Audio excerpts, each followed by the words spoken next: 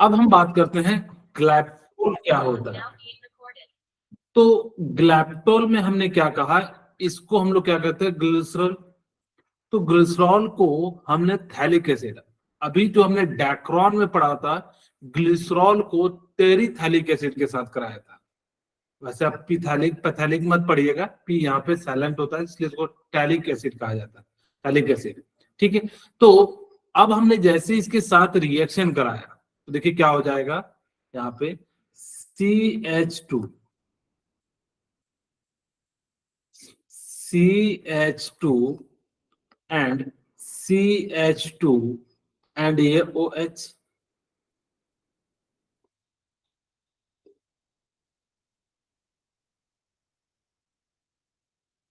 ठीक है।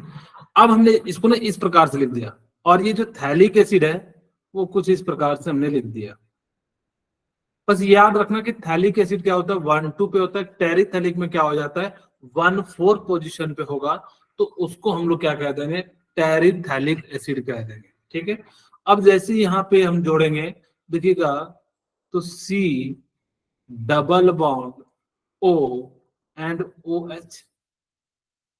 सिमिलरली यहां भी क्या हो जाएगा, C double bond O and OH। अच्छा देखिए, यहां से H एंड यहां से क्या निकल जाएगा, OH।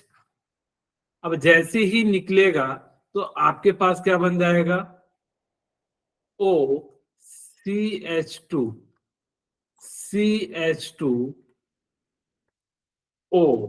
अब हमने यहां से निकाल दिया, ये यहां तक बच गया।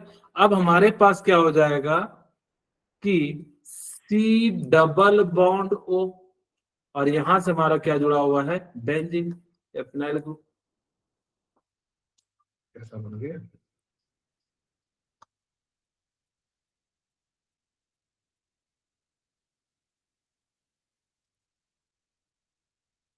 ठीक है। और यहां से फिर से C डबल बॉन्ड O,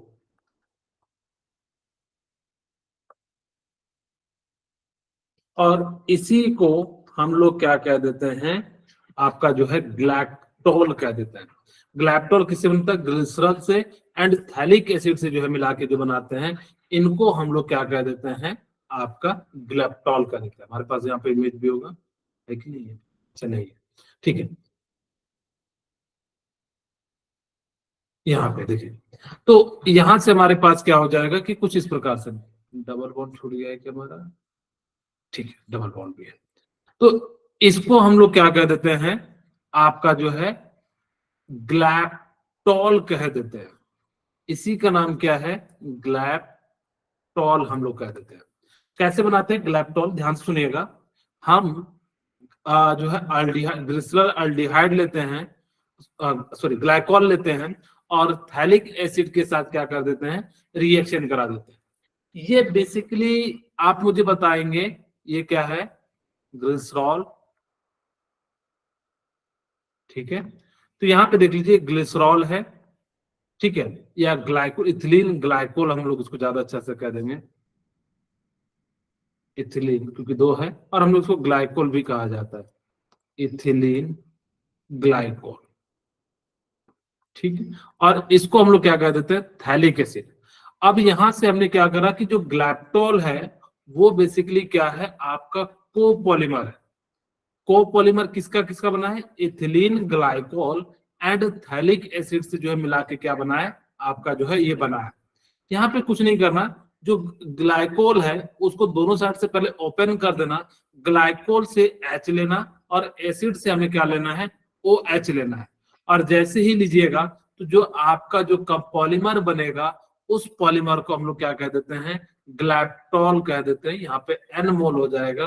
तो इसका स्ट्रक्चर याद रखिएगा, आपसे वैसे पूछा नहीं जाएगा, बोर्ड में तो कभी नहीं पूछा जाएगा।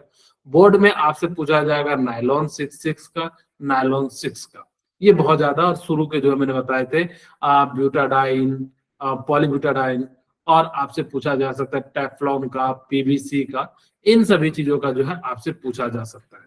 कभी भी ग्लैक्टोल का तो ये आपको याद भी नहीं रखना, ये पूछा भी नहीं जाएगा, बोर्ड के लिए इंपॉर्टेंट नहीं। अब हम बात करते हैं मेलामाइन की।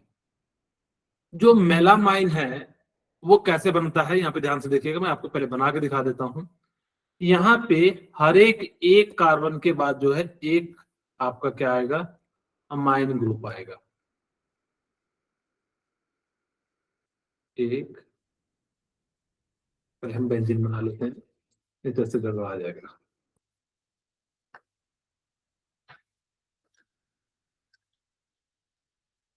ठीक है, यहाँ पे नाइट्रोजन,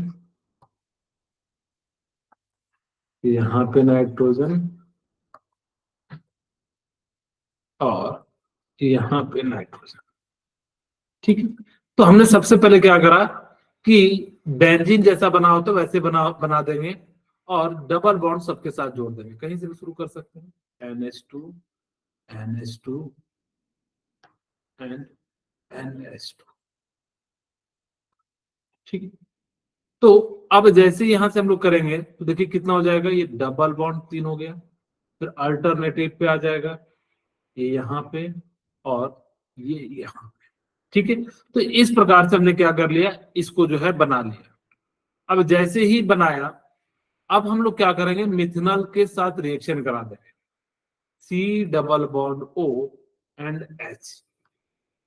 ठीक है, इसको हम लोग क्या कहते हैं, मिथनॉल कह देते हैं। अब जैसे ही हमने क्या करा, इसके साथ रिएक्शन कराया, तो ये फिर से वापस क्या हो जाएगा कि यहाँ पर से CHO यहाँ जाएगा और इसके साथ क्या हो जाता है, जुड़ जाता है। और जैसे ही जुड़ता है तो यहाँ पे क्या बन जाता है, NHCH2COH। आपको इसका स्ट्रक्चर नहीं रिमेम्बर रखना है, आपको क्या याद रखना है कि मेलामाइन का यूजेस कहाँ होता है, ये बहुत ज्यादा इंपॉर्टेंट है। इसमें आपको स्ट्रक्चर कभी भी नहीं पूछा जाएगा कि मेलामाइन क्या होता है। आप लोगों ने देखा होगा कि जो आजकल जो जहाँ पे हम लोग खाना खाते हैं, रेस्टोरेंट में, वहां पे जो प्लेट मिलती है ना, वो किस चीज की मिली होती है, मेलामाइन की मिली होती है। मेलामाइन क्या होता है, अनब्रेक जो ब्रेकेबल क्रॉकरीज होती है, जो कटोरीज होती है, आप लोगों ने देखा होगा जो थाली धोने वाला होता है वो यहीं से फेंक देता है। आप लोगों ने कभी नोटिस नहीं किया होगा, या देखना जब कभी हम लोग शादी ब्याह में पार्टी में जाते हैं, तो वहां पे देखना कि कोई आदमी तो कहाँ से फेंकता है, बैठा है और दूर से ही फेंक देता है। कोई लोग खड़े खड़े ही फेंक देता है, कोई लोग जब बर्तन निकालता है एक बार में निकाल कर जाके पटक देता है। कभी नोटिस करना, करता है कि नहीं करता है। तो इसीलिए जो मेलामाइन है, ये क्या हो जाता है, अनब्रेकेबल क्रॉकरीज होती है। यानी कि जो आप बॉल जो यूज करते हैं, जहां पे जनरली जो मल्टीपल यूजेस होते हैं, तो वहां पे जो बनाए होते हैं वो किसके बने होते हैं, मेलामाइन के बने होते हैं। अब यहाँ पे हम लोगों ने क्या करा कि इसको लिया, और जो है हम लोगों ने अल्डिहाइड ग्रुप को लिया, और जैसे लिया तो यहाँ पे क्या बन गया, ये इंटरमीडिएट, ये ग्रुप जो है क्या हो जाता है, यहाँ पे जाके चिपक जाता है, H यहाँ के साथ जो है चिपक गया। अब जैसे ही चिपका, क्योंकि ये जो है अल्डिहाइड ग्रुप है, तो ये H यहाँ से निकला और यहाँ पे आके चिपक गया, तो H बन जाता है। यानी कि जो बेसिकली अल्कोहल बन जाता है या मिथेनॉल बन जाता है। और ये मिथेनॉल जो है यहाँ पे आके क्या कर जाता है, चिपक जाता है, क्योंकि पॉजिटिव निगेटिव के साथ जो है यहाँ जुड़ जाता है।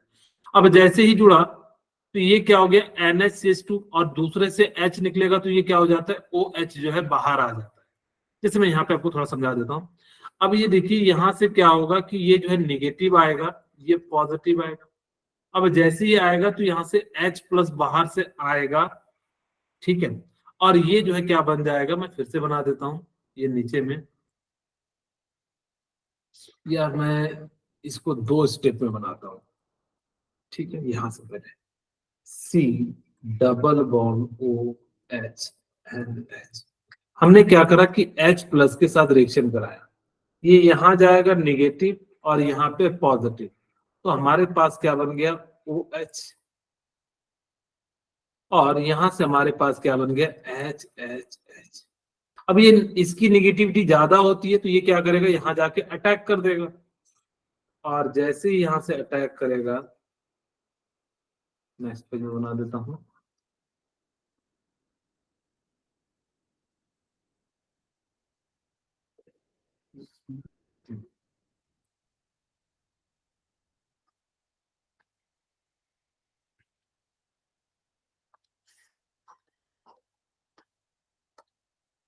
Nitrogen nitrogen nitrogen NH2 NH2 और NH2, ठीक है।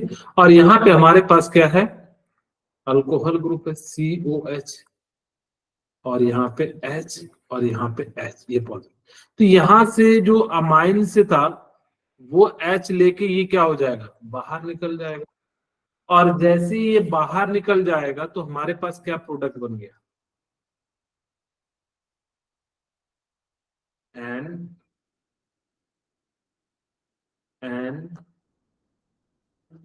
और यहाँ पे N और यहाँ पे N,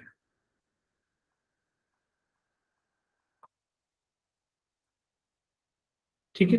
अब जैसे यहां से हमारे पास ये हो गया, और ये क्या बन गया, NHCH2 एंड OH, और यहाँ पे हमारे पास क्या है, NH2।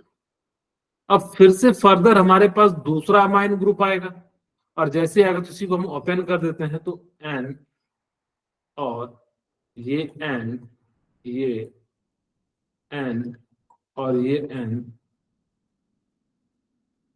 यहां से NH2 NHCH2, एंड ये जो है यहां से क्या हो जाएगा, बाहर हो जाएगा।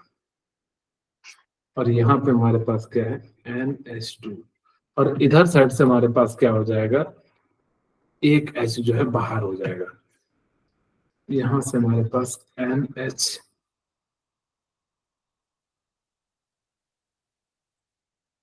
इसी को हम लोग क्या कह देते हैं, मेलामाइन कह देते हैं, या मेलामाइन फॉर्मल अल्डिहाइड कह देते हैं। आपको इसका स्ट्रक्चर याद नहीं रखना, मैं पहले बता दे रहा हूँ, आपके इसके यूज याद रखना। ये बहुत हार्ड पॉलीमर होता है, और यहां से जो है क्या होता है, अनब्रेकेबल क्रॉकरीज जो है बनाने में यूज किया जाता है।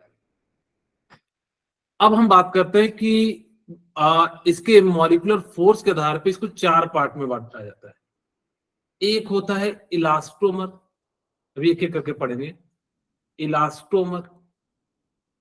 दूसरा होता है फाइबर। तीसरा होता है, क्या होता है बताइए, थर्मोप्लास्टिक।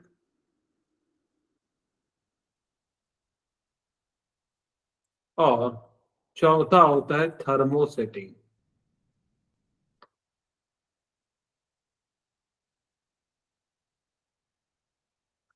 ठीक है, तो इस प्रकार से जो होते हैं, हम एक एक करके बात करते हैं। इलास्टोमर का सबसे अच्छा एग्जाम्पल होता है रबड़। आप लोगों ने रबड़ देखा है? यस ठीक है, सर। हाँ, रबड़ को देखो आप कितना फ्लेक्सिबल होता है।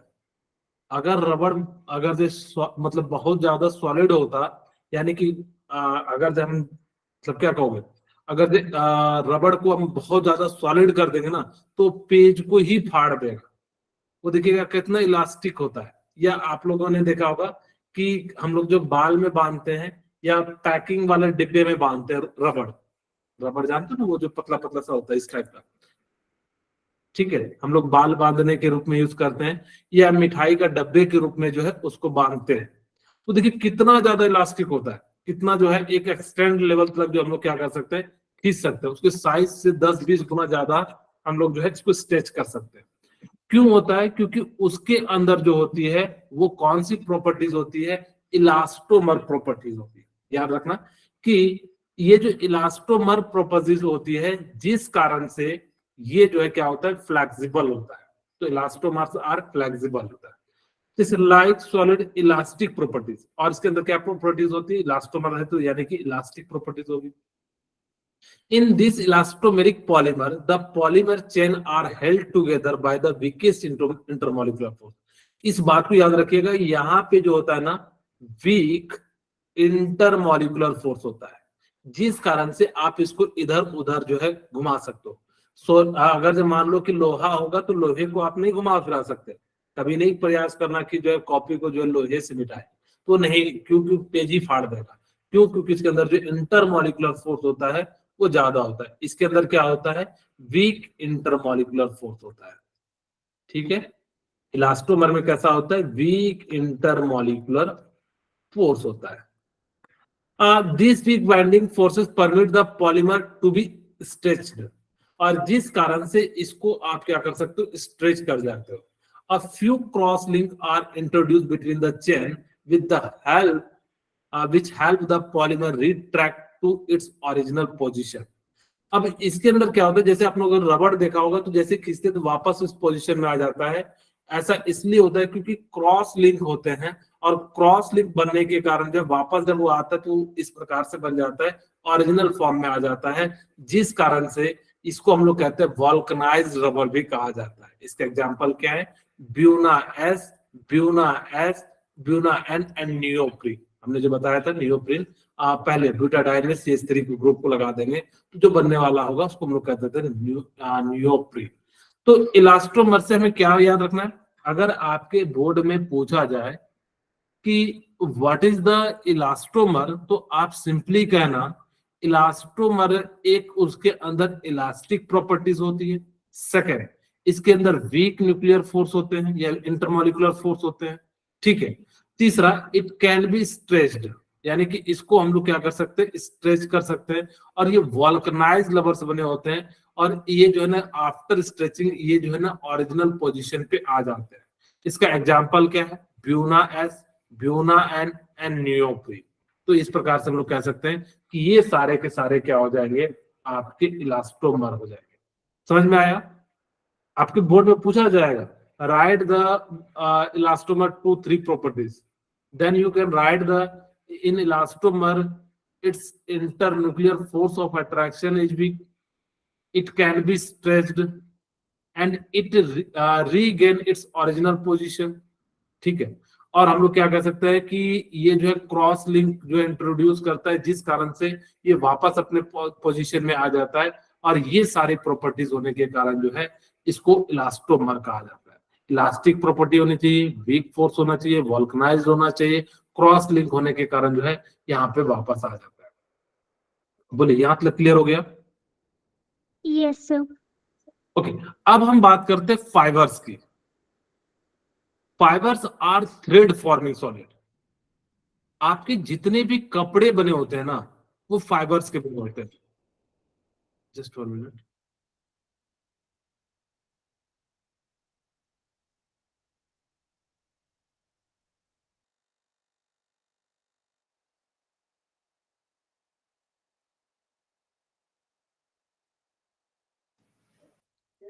ठीक है, okay.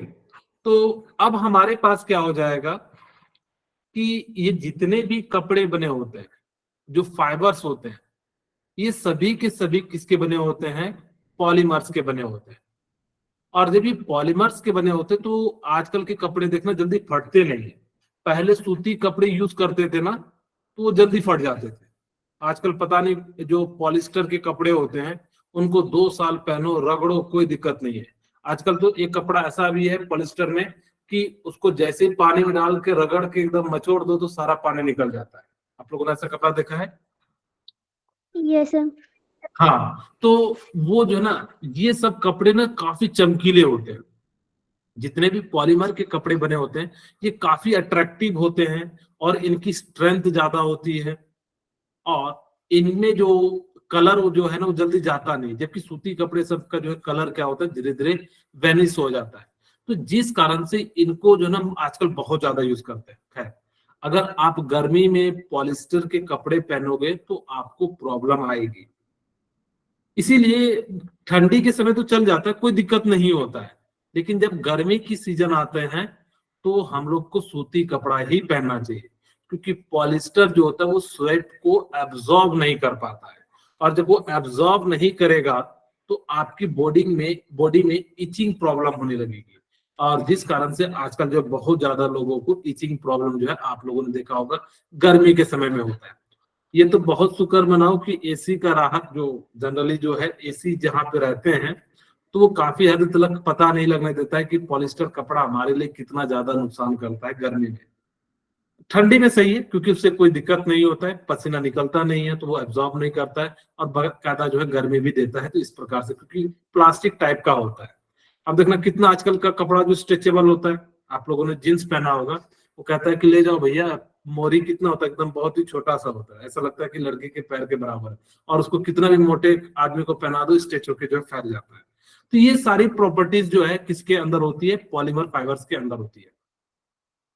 Fibres are thread forming solid. ये कैसा होता है? एक थ्रेड फॉर्मिंग सॉलिड होता है which possesses high tensile strength and high modulus।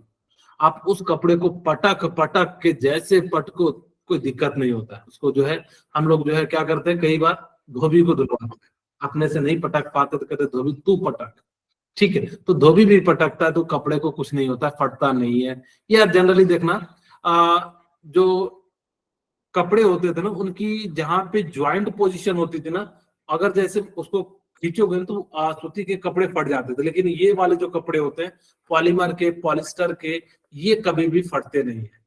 This characteristics can attribute to strong intermolecular force of hydrogen bonding.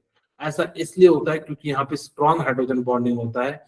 This strong force as a lead close packing chain and thus impact crystalline nature. और जिस कारण से कैसा होता है, solid type का होता है। एग्जाम्पल क्या है? नायलॉन 66, पॉलिस्टर, टेरेलिन, ये सारे क्या है आपके जो है किसमें यूज किया जाता है? फाइबर में। जनरली जो टेरेलिन है, पॉलिस्टर है, प्योर पॉलिस्टर, इनका जो ना टेंट बनाने में यूज करते हैं। देखना कितना अच्छा टेंट लगता है, और वही कपड़ा हम लोग पहनते हैं। जबकि आपको पता है वो कपड़ा कितना मतलब जो है उसमें कितना भी मतलब जल्दी से गंदा हो जाए, एक मग पानी डालोगे तो धुल जाता है। तो इस तरह से आजकल तो ऐसे कपड़े आ गए जिसमें गंदगी ही नहीं लगती है। ओके, अब हम बात करते हैं थर्मोप्लास्टिक पॉलीमर। थर्मोप्लास्टिक पॉलीमर क्या होते हैं? ध्यान सुनना, ये बड़ा अच्छा है।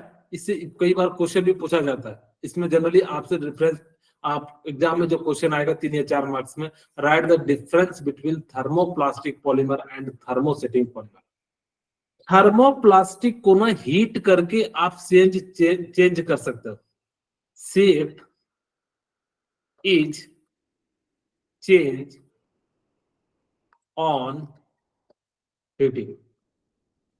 यानी कि आप इसकी शेप को चेंज करना चाहो ना तो आप कर सकते हो। सबसे अच्छा एग्जांपल मैं बताता हूँ।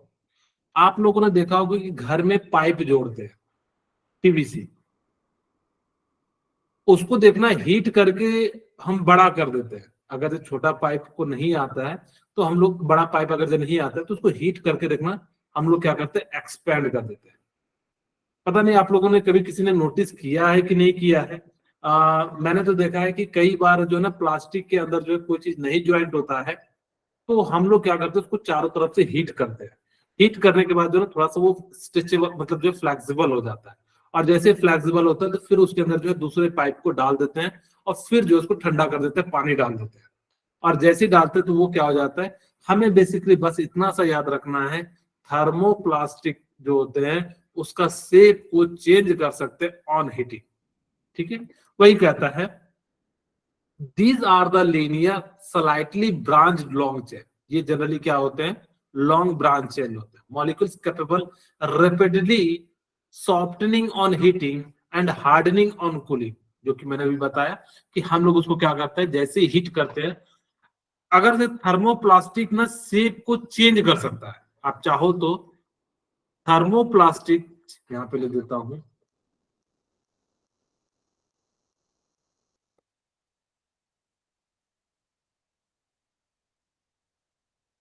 Change its shape.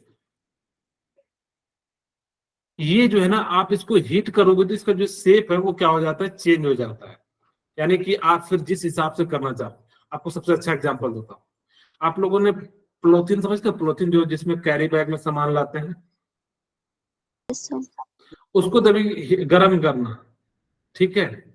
और गर्म करना, देखना कैसे लिक्विड की तरह निकलता है। फिर उसको हम लोग जो है पहले छोटे होते थे ना, तो पेन का रिफिल को गर्म करके उसको बैलून की तरफ फुलाते थे। कई सारे लोगों ने देखा होगा कि जो पेन का जैसे मान लो ये जो खत्म हो जाता है रिफिल, तो इसको क्या करते थे, हीट करते थे और फिर इधर से फूंक मारते थे, तो जो है ना उसका शेप चेंज हो जाता था। तो इस प्रकार से हम लोग क्या करते हैं, हीट करके उसके जो है शेप को चेंज कर देते हैं। पता नहीं आप लोगों ने कभी किया होगा कि नहीं किया होगा। ये पहले जमाने का सिस्टम था, क्योंकि आजकल तो बल्ब का जमाना आ गया। जब वो लालटेन में पढ़ा जाता था या जो लैंप में, तो उस समय के बच्चे ऐसे करते थे। तो इस प्रकार से हम लोग क्या कर सकते हैं, इसके शेप को चेंज कर सकते हैं। The polymer possesses intermolecular force of attraction intermediate. Thermoplastic में ज्यादा नहीं होता। अच्छा, हम जो है पॉलिथीन की बात कर रहे थे।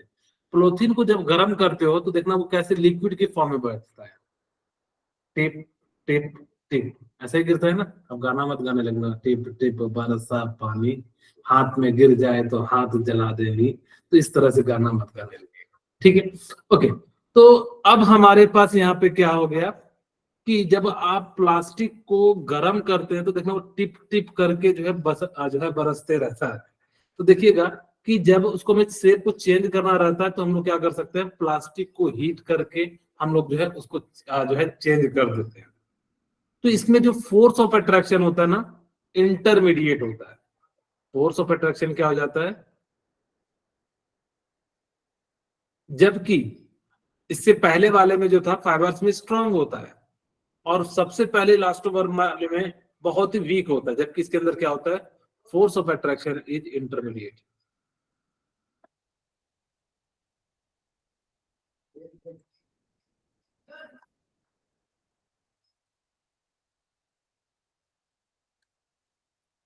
ठीक है, तो ये जो होता है कैसा होता है, इंटरमीडिएट होता है between the elastomer and fibers.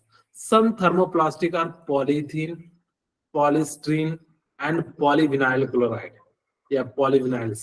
तो ये सारे क्या है, आपके थर्मो प्लास्टिक पॉलीमर है। ओके, अब हम बात करते हैं थर्मोसेटिंग।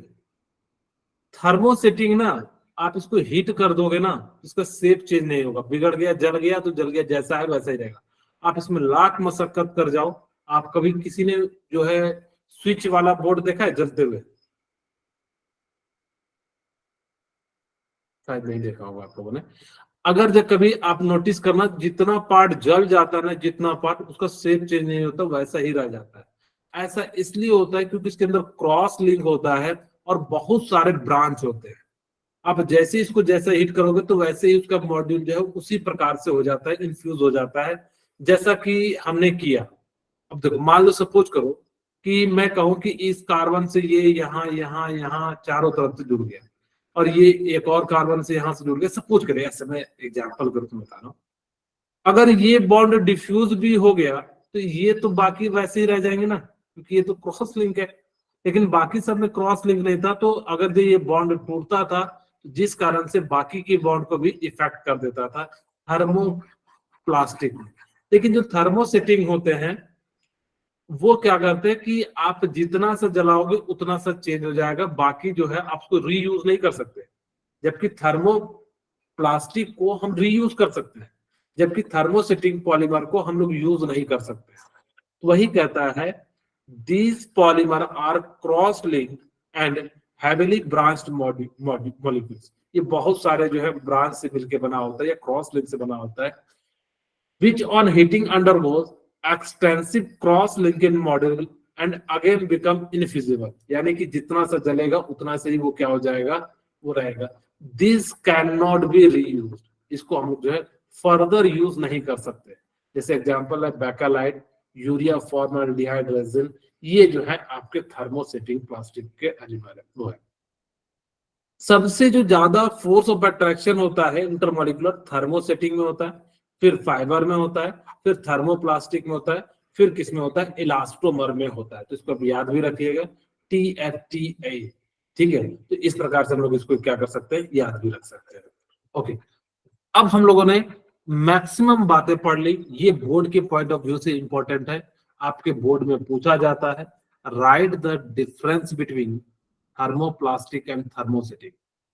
तो थर्मोप्लास्टिक मैंने बोला सॉफ्ट होता है and melt on heating and become hard on cooling, that is process is reversible. जबकि become hard on heating and process is irreversible, और ये कैसा होता है, इरिवर्सिबल होता है। Can be moulded and remould and reshape, मैंने बताया कि इसको आप ना रीसेप कर सकते हो, यानी कि फिर से इसके मॉड्यूल को चेंज कर सकते हो, जबकि इसको हम लोग जो है चेंज नहीं कर सकते। दे आर एडिशन पॉलीमर, और जबकि ये कैसे होते हैं, कंडेंसेशन पॉलीमर होते हैं। इनका जो स्ट्रक्चर होता है वो लीनियर होता है, जबकि इसका कैसा होता है, क्रॉस लिंक होता है। ये भी कह सकते हैं कि थर्मोसेटिंग का जो फोर्स ऑफ अट्रैक्शन हाई होता है, और जबकि इसका क्या हो जाता है, आप चाहो तो 5 पॉइंट क्या लिख सकते हो, इट्स फोर्स ऑफ अट्रैक्शन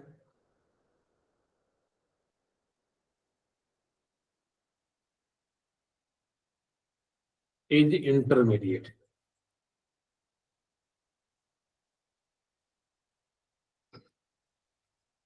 ठीक है, और जबकि इसका क्या होता है, force of attraction is intermolecular force of attraction लिख लीजिएगा, यहाँ पे लिख देता हूं फोर्स ऑफ अट्रैक्शन इज, ठीक है, इनका जो फोर्स ऑफ अट्रैक्शन होता है वो क्या हो जाता है, हाई हो जाता है।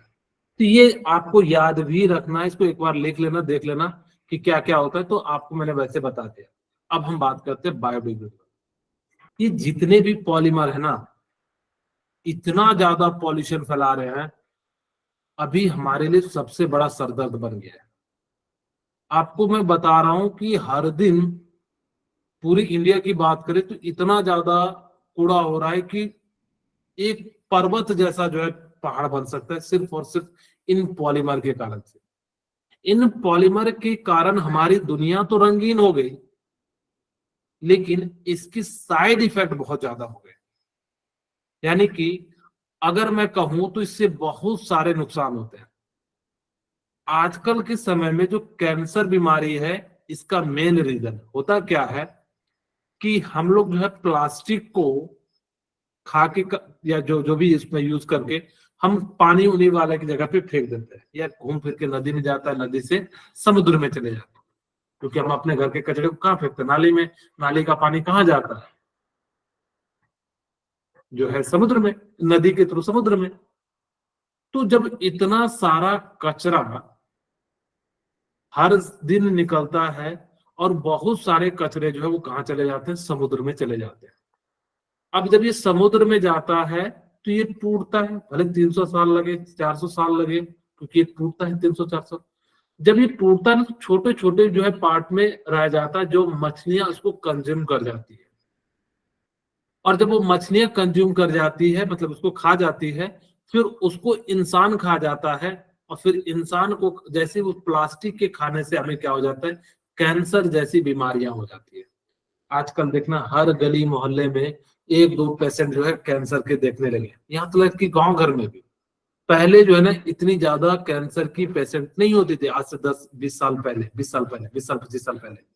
उस समय ऊपर वाले स्किन वाले रोग होते थे, भीतर वाले रोग नहीं होते थे। क्योंकि उस समय कहा भी जाता था कि उस समय के लोगों का जो है ना दिल साफ होता था, ऊपर गंदा रहता था। आजकल के जमाने में क्या है, ऊपर साफ है, दिल भीतर गंदा है, इसीलिए भीतर वाली बीमारियां हो रही। ऐसा कोई लॉजिक नहीं है, बस मैं लोगों की बात को कोट करके आपको बता दिया। ठीक है, तो अब जब हम खा रहे हैं और ये इतनी ज्यादा परेशानी वाली बीमारियां हैं, एक तो लाइलाज है, वैसे तो अब फिर भी काफी हद तक कंट्रोल हो चुका है कैंसर का। कई सारे कहते हैं कि हम अगर जब 4th स्टेज में नहीं गया है तो हम इसका इलाज कर लेते हैं। कुछ ऐसे भी कैंसर है जहां पे इलाज नहीं हो पाता है। ठीक है, अब हमने जब ये प्लास्टिक खा लिया, डायरेक्टली इनडायरेक्टली हम लोग डेली खाते हैं। आप लोग खाना ले जाते हैं प्लास्टिक में, मैं तो बता रहा हूं कि हम लोगों का मैक्सिमम यूजेस प्लास्टिक में ही होता है। चाउमीन या फास्ट फूड लेके आए घर को, या बर्गर पिज्जा, चलो पिज्जा वाली कंपनी तो उसमें कार्डबोर्ड का यूज करती है, मतलब पेपर का यूज करती है। तो अब जब वो खा रहे हैं तो हमारे पेट में जा रहा है। अगर वो पेट में जा रहा है, और आपको पता है 90% बीमारी कहाँ से जनरेट होती है, आपके पेट से जनरेट होती है। तो अगर आप गलत तरीके का खाना खाओगे तो आपको 90%, मानता हूं, अब एक बच्चा बोलेगा कि सर हम तो नहीं खाते मछली, मुर्गा, मछली जो भी है। अरे आप लोग जो है मार देखना, क्या करते हैं, जो किसान होता है आजकल मार, यूरिया, पोटास, डीडीटी, पता नहीं क्या क्या चीजें डालते रहता है, देखे होंगे। उसको कहा जाता है कि इतने एकड़ में इतना केजी डालना है। वो कहता है मेरे एकड़ में अगर 10 केजी होगा तो मुझे बेनिफिट क्या होगा, कहता है 1 केजी नहीं 2 केजी मारो, और जो है 10 केजी की जगह 15 केजी जो है वो गेहूं या जो भी अनाज को उपजाता है। अब जब वो यूरिया आपकी सेहत के लिए स्लो पॉइजन है, अगर आप ऐसे नहीं तो इनडायरेक्टली आप पॉइजन खा रहे हैं।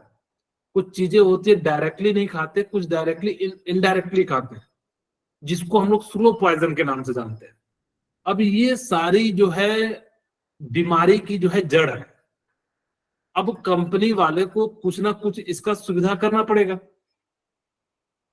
तो उन्होंने कहा कि एक काम करते हैं, हम लोग ऐसा पॉलीमर बनाते हैं जो बायोडिग्रेडेबल हो। पहले देखना, आप लोग जो चाय पीते थे प्लास्टिक के कप में पीते थे। ऐसा कहा जाता है कि प्लास्टिक वाले में गर्म चीजें नहीं खानी पीनी चाहिए।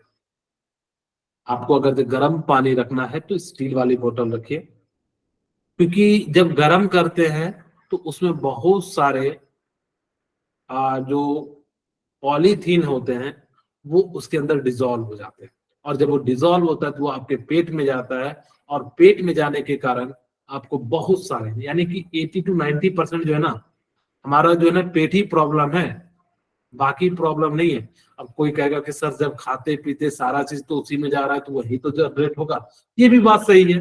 लेकिन और भी तरीके होते हैं कि जैसे मान लो कि और अलग अलग वे में जो हम बताएं तो बहुत सारी बीमारियां होती है, वो उतना कौन जाना जाएगा। तो इस तरह से हम लोग क्या करेंगे कि इन सभी को बचने के लिए हम लोगों ने क्या करा, बायोडिग्रेडेबल पॉलीमर का यूज किया। अब इतनी सारी बातें बताया तो ये इसकी लिमिटेशन है पॉलीमर की। ये नहीं कहना कि सर आपने तो कहानी सुनाया है, ये सारी चीजें लिमिटेशन के रूप में मैंने बताया पॉलीमर का, कि पॉलीमर से क्या होता है कि एक तो इन्वायरमेंटल प्रॉब्लम होता है, और फिर क्या होता है हेल्थ रिस्क जो है बीमारियां होती है, फिर क्या होता है इन पॉलीमर का यूज करके जो है सॉइल जो है या फर्टिलिटी जो है इसकी खत्म होती है। तो ये सारी पॉइंट लिखना है, ठीक है। ओके, अब हमारे सामने समस्या ये थी कि इन बायोडिग्रेडेबल हमें ऐसा पॉलीमर बनाना हो, क्योंकि ये जो पॉलीमर थे ना इनको 300 से 400 साल लगते थे डिग्रेडेशन होने में। तो हमने कहा कि एक काम करते हैं कि ऐसा पॉलीमर बनाते हैं जो आ, जो आसानी से क्या हो जाए, जो है डिग्रेडेबल हो जाए, यानी कि डिकम्पोज हो जाए। पहले आप लोग चाय पीते थे तो देखना प्लास्टिक की कप आती थी, आजकल प्लास्टिक की आती है क्या? No, बताइए। sir. पेपर कहते हैं, खैर उसमें भी प्लास्टिक होता है अंदर साइड से, लेकिन उतना नहीं होता है। तो इस तरह से हम लोग ऐसे चीजों का यूज करें जिससे वो आसानी से इन्वायरमेंट में जो है डिग्रेडेबल हो जाए। वही कहता है a large number of polymer are quite resistant environmental degradation process and thus responsible for the accumulation of polymeric solid waste material. मैंने बताया कि जो बहुत सारे जो होते हैं वेस्ट हो जाते हैं, the solid waste cause acute environmental problem and remain undegraded for quite long time. मैंने बताया 300 से 400 साल लगते हैं इस प्लास्टिक को डिकम्पोज होने में। बनने में 10 मिनट नहीं लगते, लेकिन डिकम्पोज होने में 300 से 400 साल लगते हैं। जब ये प्लास्टिक आया था ना तो हम लोगों के लिए एक तरह से वरदान के रूप में साबित हुआ था, क्योंकि हर चीज को हम प्लास्टिक में बेचने लगे थे। लेकिन देखिए दुर्भाग्य की बात है कि आज भी गवर्नमेंट कहती है सिंगल यूजेस चीजों को बैन कर दिए हैं, यानी कि ऐसे प्लास्टिक जो एक बार यूज होते हैं उनको जो है हमने बैन कर दिया है। आप देख लो चिप्स, जितने भी खाने वाले प्रोडक्ट होंगे किसमें दे रहे हैं, प्लास्टिक में। चिप्स ले लो, बिस्कुट ले लो, पता नहीं क्या क्या चीजें आजकल मिलता है, चॉकलेट ले लो, सबको किसमें रैप करके बेच रहा है, पॉलिथीन में। अब हमें क्या करना चाहिए कि ऐसे चीज का यूज करना चाहिए जिससे वो जो है पॉल्यूशन ना करे, इन्वायरमेंटल को नुकसान ना करे। तो हमें जो है क्या करना चाहिए, बायोडिग्रेडेबल पॉलीमर का यूज करना चाहिए, ठीक है। In a view general awareness and concern problem created by the polymeric solid waste, certain new biodegradable synthetic polymer have been design and developed. और जिस कारण से अब हम लोगों ने क्या शुरू कर दिया है, बायोडिग्रेडेबल जो है पॉलीमर को डेवलप किया, डिजाइन किया, और उनके जो फंक्शन होते हैं वो सिमिलरली होते हैं। ऐसा नहीं कि कोई ज्यादा अंतर होता है, जो चाय पीने वाला है वो भी वैसा ही है। अगर जो यही सारा चीज हम लोगों ने जिस दिन जो खाने वाली चीजें पोलोथीन उलोथीन होती है इन सब में रैप करके बेचना शुरू कर दिया, तो समझिए कि आधा पॉल्यूशन रुक जाएगा, आधा 50 नहीं 80% रुक जाएगा। क्योंकि अभी जो सबसे ज्यादा जो प्रॉब्लम है हम खाने पीने वाला ही सामान ले रहे हैं और वही तो कर रहे हैं। अगर ये हट जाए तो 80% हम लोग को काम ही खत्म हो जाएगा, फिर बचेगा क्या? जो इंडस्ट्रियल लेवल पे यूज होता है, तो उसको हम लोग जो है रोक सकते हैं। तो सबसे पहले गवर्नमेंट को ये सारी चीजें करनी चाहिए कि जो ये जो हम लोग रैप वाले जो चीजें होती है, इनको ऐसा बायोडिग्रेडेबल पॉलीमर देना चाहिए, जैसे कि कपड़े या फिर जो पेपर, जैसे पिज्जा सब आता है, तो उसी टाइप का कुछ देना चाहिए। तो उससे क्या हो जाएगा कि काफी ज्यादा जो है हमें राहत मिलेगी। This polymer contain functional group similar to functional group present in a biopolymer, और इनके अंदर भी जो फंक्शनल ग्रुप होगा और जो प्रॉपर्टीज होगी ग्रुप ऑफ फंक्शनल की, वो भी क्या हो जाएगी, सिमिलर हो जाएगी। आपको याद रखना है पीएचबी, जो एग्जाम्पल ऑफ बायोडिग्रेडेबल पॉलीमर का नाम क्या है, पीएचबी, जिसको हम लोग कहते हैं पॉलीब्यूटा हाइड्रोक्सी ब्यूटाहाइड्रेट को पी हाइड्रोक्सी वैलोरेट। आपको इतना याद नहीं रखना है, आपको दो नाम याद रखना है, पीएचबीवी, ठीक है, और हमें क्या रखना है, नाइलॉन 26। ये दो जो होते हैं आपको याद रखने क्या होते हैं, ये जो है हमारे क्या है, बायोडिग्रेडेबल पॉलीमर है। आपके एग्जाम में पूछा जाएगा बोर्ड में कि right the name of biodegradable polymer, तो आप कहिएगा पीएचबीवी बीवी, ये वो वाला बीबी मत कहिएगा, ये बी और भी, एक होता है बीबी, एक होता है बीवी, तो ये है बीबी, ठीक है, एडवांस वर्जन। हाँ, तो अब ये जो है पीएच ऑफ बीबी, वैसे नहीं कहना कि पोटेंशियल ऑफ हाइड्रोजन है, हम बीबी का नापेंगे क्या, नहीं, ये एक्चुअली नाम है poly beta hydroxy burette and को बीटा हाइड्रोक्सी वैलोरेट। तो इसको हम लोग क्या कह देते हैं, आपका पीएचबीबी, इसको शॉर्ट में आप लोग नाम लिख के आना। नाइलॉन 26 भी हमारा जो है क्या है, बायोडिग्रेडेबल पॉलीमर है। अब ये जो है टेबल है, अब इस टेबल का आप जब भी पढ़ोगे तो आप इस टेबल से पढ़ना कि किसको क्या कहते हैं, पूरे एक पेज में जो है हमने सारी बातें कह दी है। तो जब आप इसको देखोगे तो सारी चीजें जो है आपको क्लियर हो जाएंगी। तो ये टोटल 16 होते हैं, इन सभी को एक बार देखिएगा किससे किससे बना है, आपको ये सारी चीजें जो है पता लग जाएगी। ठीक है, तो आज की क्लास यहीं पे रखते हैं।